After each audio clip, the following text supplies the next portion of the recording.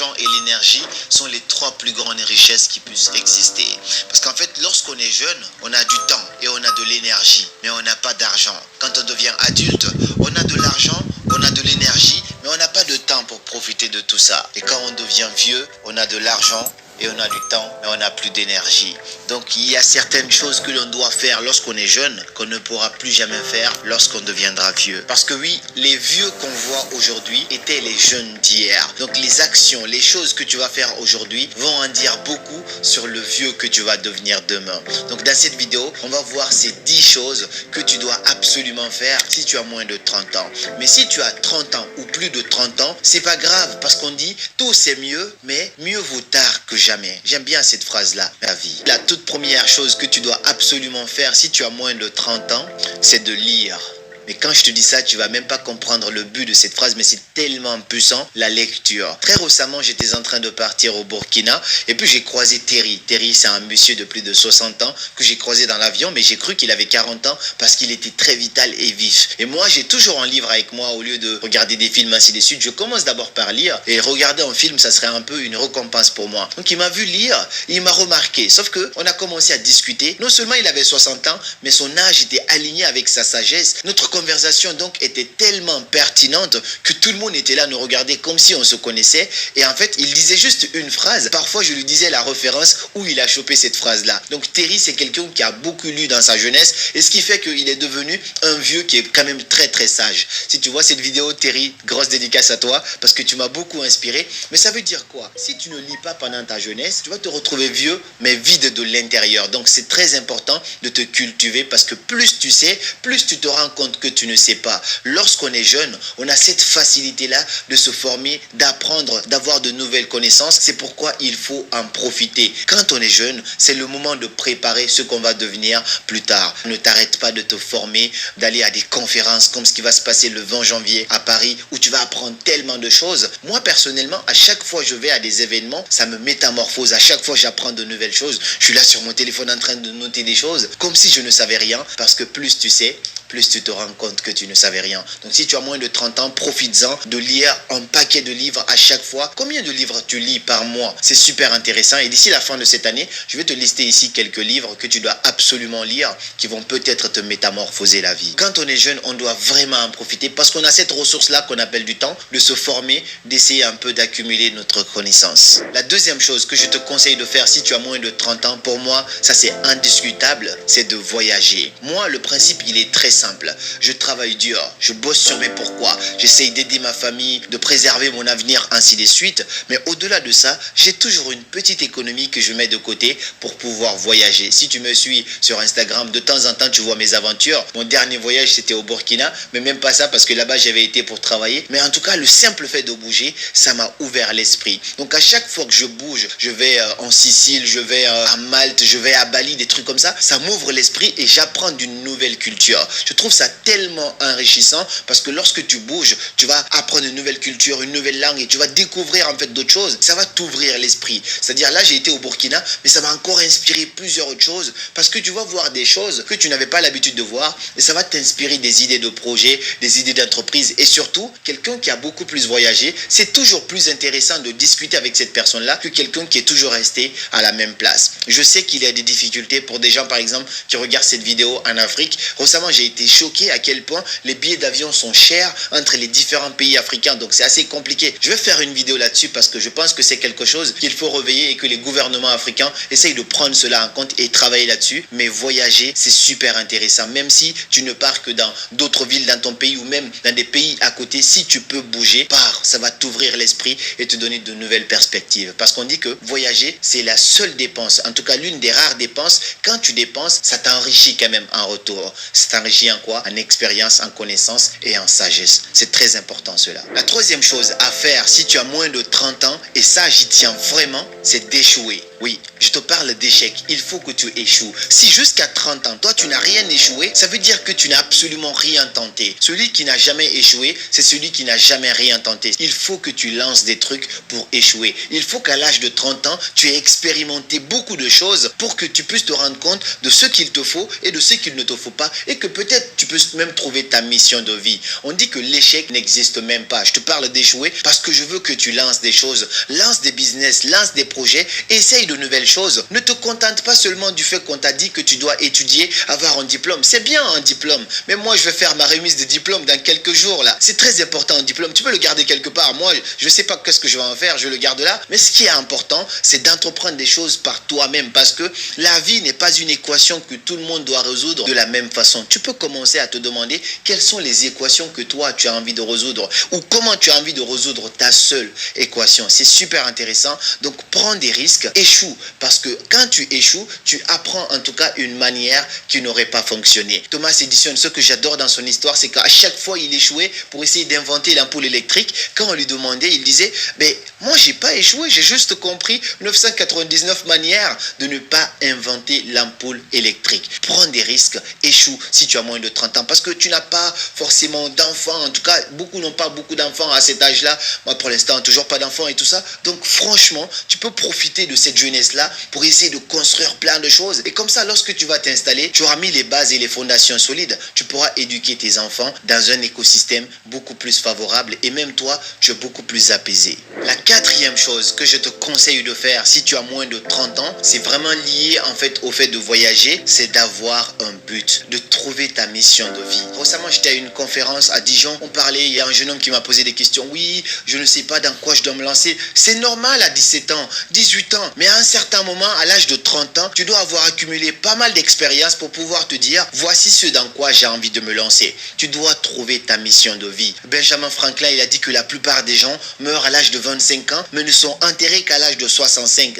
Ne fais pas partie de ces gens-là, parce que on dit qu'on ne meurt pas quand on arrête de vivre. On meurt lorsqu'on arrête de trouver du sens à son existence. Toi, tu dois trouver le sens à ton existence ici. À l'âge de 30 ans, tu dois savoir identifier cela. Moi, personnellement, je dirais que j'ai eu un peu plus de chance que beaucoup de gens quand même. J'ai découvert ma mission de vie très rapidement. La vie m'a imposé cela. Lorsque j'ai perdu mon père, j'avais pas d'autre choix que de reprendre ma vie en main. Et donc, dès l'âge de 19 ans, je savais déjà dans quoi j'avais envie de réussir. Je n'étais pas sûr à 100% comment ça allait se passer. C'est pourquoi j'ai dit, suivez vos rêves. Ils connaissent le chemin. J'avais un rêve et j'ai essayé de suivre ça. J'ai eu des diplômes, on m'a suggéré X, Y. J'ai toujours tout décliné à l'encontre de mon rêve. Je me suis dit, je veux atteindre cet objectif-là. Je veux accomplir ce sens que j'ai trouvé à ma vie. J'ai continué là-dedans. Mais d'ici l'âge de 30 ans, tu dois, après pas mal d'échecs, après pas mal de tentatives, après pas mal de voyages, savoir ce que tu veux faire de ta vie. Pas forcément t'asseoir dans un bureau et travailler pour un boss. C'est bien, mais il faut que tu aies un autre but derrière ça, que ta vie soit attachée à un objectif. Parce que sinon, il n'y a rien de plus triste que de vivre en subissant la vie.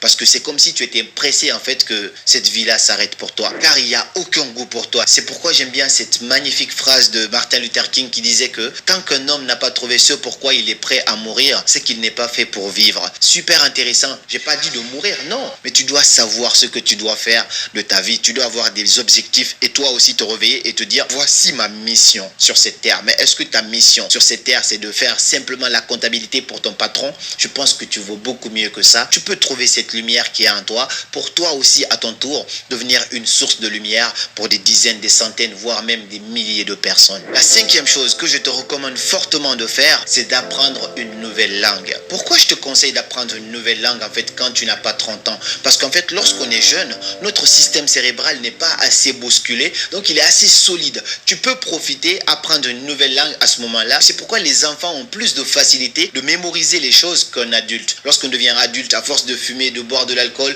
avec les stress et tout, notre système cérébral en fait est assez bousculé, donc il n'a pas cette faculté de retenir facilement les choses. C'est pourquoi quand tu es dans la vingtaine jusqu'à 30 ans, tu peux encore profiter et apprendre une nouvelle langue. C'est tellement plus enrichissant d'apprendre une nouvelle langue. Moi je sais que lorsque j'étais au collège à l'époque, ou même au lycée, lorsque le prof d'anglais est rentré en classe, beaucoup d'amis à moi ils sautaient les murs, ils partaient, ils prenaient le prof d'anglais pour un con. Aujourd'hui, ils supplieraient le ciel pour que ce même prof d'anglais rentre en classe, mais c'est trop tard en fait. Moi j'étais l'un des rares qui restait là, j'avais une bonne relation avec le prof d'anglais, je me tapais des 18, des 19, on me prenait pour le Ronaldinho des études. C'était pas parce que j'étais forcément le plus passionné des études, mais moi ça me parlait, je me disais l'anglais c'est super important. Aujourd'hui, je suis fier, sans même avoir bougé d'abord dans un autre pays, j'ai commencé à être bilingue. J'ai croisé des amis anglophones à moi ici et je parlais super bien anglais. Ils me disent, t'as appris ça où? Mais je l'ai appris à l'école, à la fac et tout ça. Ils ne me croyaient croyais pas quand je disais que j'avais appris tout ça sans voyager. Et quand j'ai encore commencé à voyager, je suis très fier de te dire aujourd'hui que je suis bilingue en anglais et j'apprends même aussi en parallèle l'espagnol. Je trouve ça super important. Donc apprends une nouvelle langue, c'est une autre ouverture d'esprit parce que lorsque tu parles à quelqu'un dans ta langue, il y a une barrière. Mais lorsque tu parles à quelqu'un dans sa propre langue, tu brises cette barrière de langue et cette personne te porte directement dans son cœur. La sixième chose que je te recommanderais de faire, c'est de trouver une passion. Si tu as 30 ans et que tu n'as pas une passion, ça va être compliqué. Malheureusement, nous, on n'a pas grandi en Europe forcément. Et du coup, il y a certaines choses qu'on n'a pas découvertes très tôt. Sinon, moi, je pense que j'aurais été phénoménal en piano aujourd'hui. J'ai mon petit piano juste derrière là. Ça commence à devenir une vraie passion. Donc, j'ai découvert mes passions et je pense que c'est plus important de développer ça avant tes 30 ans plutôt que d'attendre d'être submergé dans le monde du travail et de dire d'apprendre une passion. Ça va être compliqué. Il y a quelques années, en tout cas, pour te dire, je ne savais même pas nager. Dès que l'eau m'arrivait ici, je sortais de l'eau. Aujourd'hui, je fais même du surf. C'est devenu même une passion pour moi. J'apprends en cours de danse. Un jour, je te montrerai peut-être mes talents sur les réseaux sociaux. J'avais commencé à prendre des cours de bachata. Là, je suis à un niveau intermédiaire. Je suis quand même pas mal. Et je joue du piano à côté. Donc, j'ai développé pas mal de petites passions. Aller dans la nature aussi, c'est devenu une passion pour moi. Donc, il faut que tu développes une passion. Peu importe, ça peut être un sport, une danse, une activité, quelque chose comme ça. Mais développe une passion parce que c'est plus facile de développer tes skills, tes compétences dans cette passion-là lorsque tu es jusqu'à moins de 30 ans que quand tu vas vraiment rentrer dans la vie active. Et là, ça commence à être compliqué. Donc, développe une passion. Si tu as une passion, partage-moi ton avis dans les commentaires. Je suis très curieux de savoir quelle est cette petite chose que toi aussi tu fais en parallèle sans forcément le faire pour de l'argent. Même si aujourd'hui, je pourrais même jouer à des concerts en piano. Je suis pas très bon, je dis, mais j'ai quelques morceaux que je kiffe bien et je continue de prendre des cours encore. Et c'est intéressant. Et la septième chose que tu dois absolument faire avant l'âge de 30 ans, c'est que tu dois avoir de l'épargne. Ouais, tu peux pas avoir 30 ans et que dès qu'on te demande quelque chose comme ça d'urgence, il n'y en a pas. Ça, c'est très dangereux, c'est compliqué. À l'âge de 30 ans, tu dois avoir, malgré le fait que tu as cumulé des jobs à côté par-ci par-là et que tu as voyagé, tu dois quand même avoir un fonds de sécurité que tu as mis de côté. Ça te prépare face à certains investissements qui peuvent venir. J'aime bien cette phrase qui dit, et je pense que c'est moi-même qui l'ai créé ça, en disant, mieux vaut être préparé et ne pas avoir l'opportunité que d'avoir l'opportunité alors que tu n'es pas préparé. Donc, mieux vaut être préparé à investir et ne pas avoir dans quoi investir plutôt que d'avoir dans quoi investir alors que tu n'es pas préparé. Il est très important de commencer à te faire une épargne à côté. Commence à mettre un peu d'argent de côté. Sois toujours sûr de ça. Je pense très honnêtement qu'avoir de l'épargne, ça rend un petit peu heureux. Je ne te dis pas de prendre tout ton argent d'épargner. Tu dois investir, tu dois voyager, tu dois faire des choses parce que on va partir un jour et laisser tout cet argent-là ici. Mais c'est toujours important d'avoir une petite part. Tu vois, par exemple, 2 mois de ton salaire, si tu travailles de côté, te dire, ok, là j'ai quand même ça. Je pense qu'à tout moment, qu'on me remue et qu'on me bouscule par cas d'urgence, je pourrais sortir ça et en faire quelque chose. Mais si à 30 ans, tu n'as toujours pas d'épargne, tu n'as zéro épargne, c'est assez compliqué. Normalement, à 30 ans, tu dois quand même avoir au moins 10 000 euros d'épargne pour mettre de côté. Ça pourra t'aider à mettre de l'argent dans XY, à investir, à multiplier ton argent, ainsi de suite. Mais 10 000, peut-être que c'est beaucoup en fonction de quel pays tu es, mais tu dois quand même avoir un fonds d'épargne. Cela te permettra d'investir et de multiplier tes sources de revenus parce que ça aussi, c'est très important. L'argent ne fait pas le bonheur. Donnez-moi votre salaire. La 8e chose que je te conseille ici de faire si tu as moins de 30 ans, c'est de trier ton entourage. Ouais, à l'âge de 30 ans, on ne peut plus avoir des amis par-ci, par-là, aller boire du thé ici, monter ici, on est tout le temps avec X, demain avec Y, après-demain avec Z. Non, à l'âge de 30 ans, on doit être tellement mature maintenant qu'on sélectionne ses amis. Parce que le plus important, je le dis et je le redis, ce n'est pas d'avoir 10 millions d'amis, mais c'est d'avoir quelques amis sur lesquels tu peux compter.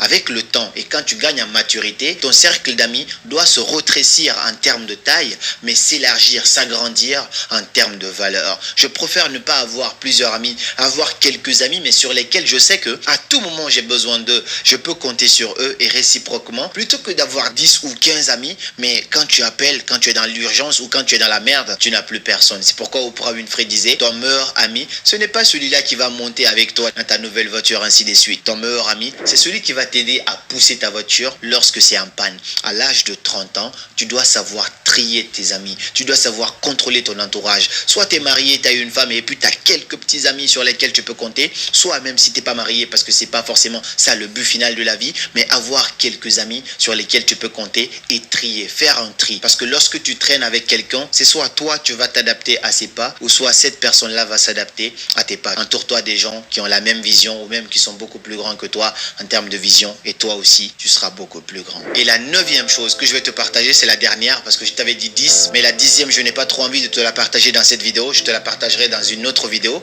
Mais la 9e chose que tu dois faire avant d'avoir 30 ans, c'est de savoir c'est quoi ton style de femme ou ton style d'homme. Je vois des gens quand tu leur demandes oui mais c'est quoi ton style de femme, ils sont là non moi j'ai pas de style de femme, ça dépend, donc ils prennent ceux qui viennent. Comment tu peux laisser ton avenir au hasard? Parce que oui, quand tu parles de partenaire avec qui tu vas te mettre en couple, c'est un peu comme ton avenir. Le choix de ton partenaire de vie est l'un des choix les plus importants de ta vie, parce qu'avec le bon partenaire vous pouvez faire x2 sur tout ce que vous avez, mais avec le mauvais partenaire tu peux être sûr que tu diviseras tout ce que tu as par 2. Donc c'est très important de prendre le temps. À l'âge de 30 ans, avec pas mal d'erreurs et pas mal d'expérience, tu sais maintenant ce qu'il te faut. Tu sais ce que tu ne veux plus en termes d'homme ou tu ne veux plus en termes de femme. Tu connais les styles que tu veux. Tu as pris le temps de lister. En fait, on ne peut pas attirer ce qu'on n'a pas écrit. Il faut que tu saches exactement c'est quoi ton style de femme, la femme qu'il te faut. Parce que moi, en fait, c'est très sûr. Il y a certaines femmes, tu t'approches de moi, je te calcule. Au bout d'une journée, je sais que toi et moi, ça ne pourra pas marcher. C'est pas parce que tu n'es pas la plus jolie. Non, tu peux être jolie et tout ça, mais il y a des critères qui ne marcheront plus jamais avec moi parce que j'ai pris le temps de me connaître, de savoir de quel type de femme j'ai besoin. Et une femme, c'est pareil. Tu dois savoir de quel type d'homme il te faut dans ta vie. Les gens qui laissent leur avenir sentimental au hasard, vous n'avez absolument rien compris parce que le partenaire que tu vas choisir ou la partenaire que tu vas choisir va en dire beaucoup sur ton niveau d'évolution ou même sur ton état de bonheur dans la vie. Tu choisis le bon partenaire, et bah chez toi, ça va être le paradis. Tu choisis le mauvais partenaire, tu peux me croire que chez toi, ça va être l'enfer. Voici les 9 choses que je voulais te partager ici que tu dois absolument faire si tu as moins de 30 ans.